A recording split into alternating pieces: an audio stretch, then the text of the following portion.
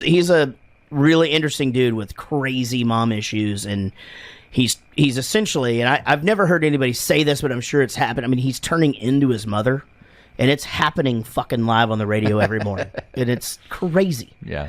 So I wouldn't say that I listen every day. I listen to bits and pieces. There's certain things that I really like. I just like the interviews now.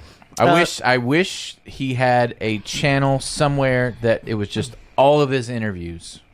Well, if I could do a shameless ad for someone who does not support the show, the Sirius app, if you are a subscriber, you can just go listen to the interviews. And they're all just ready to go? Just right there. Okay, because that's what his Twitter feed must be advertising, because they say, watch the whole thing. There's a bunch of Howard channels, right? There's 2 Howard channels. But that's live, though, right? No. One repeats the live show, and then it just does Sternthology, which will be loosely based clips of old shows for 24 hours away. Unless it's an old interview. Right. Well, you asked me a question. I'm trying to answer the question. Oh, sorry. And so that's what the 2 channels are. Those are live channels.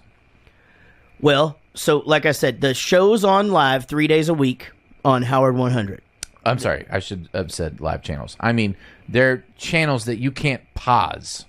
If you have Sirius Satellite Radio, you can. You can pause anything. Okay. I did it wrong again. God damn it. These are not on-demand channels. They are just streaming. Yeah, That's you correct. Can pause it. And then, but I don't want that. Right. I want YouTube style. He interviewed Jennifer Aniston. Right. I want to watch that interview starting now. You can do that now on the app. Okay, that's what I wanted to know. Yes, the interview. I think most people think he's one of the greatest interviewers of all time. I don't disagree with that. I mean, his style is he asks these very interesting questions, and it's not all about blowjob. Yeah, he lulls them into some sense of security that this isn't going to leave the room. Yeah, because people say stuff that they would never say to any other interviewer ever. Mm-hmm. Yeah. Never. Yeah, and I mean, he makes the news a lot. I mean, a lot of times you'll hear an interview, and the next day he'll read you the news story, and it'll be quoting what that person said on his channel. Right.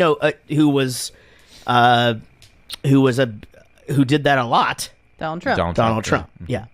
But there is a little bit of a sense of security. I feel like I've listened to like actresses and stuff be like, yeah, I mean, I guess I do anal, but for some reason, like the stigma's gone when you say that shit on his show. For some reason, it's like, oh, they're on the Howard show. What do you expect? Yeah, they wouldn't go on E! Online and talk about anal. It's changed a lot over the years. They still get a little crazy. They do Cocktober now. There's a lot of dick stuff. They still get women in there naked or whatever, but it's not every day. I mean, now it's more of a soap opera with the staff. That takes up most of the time.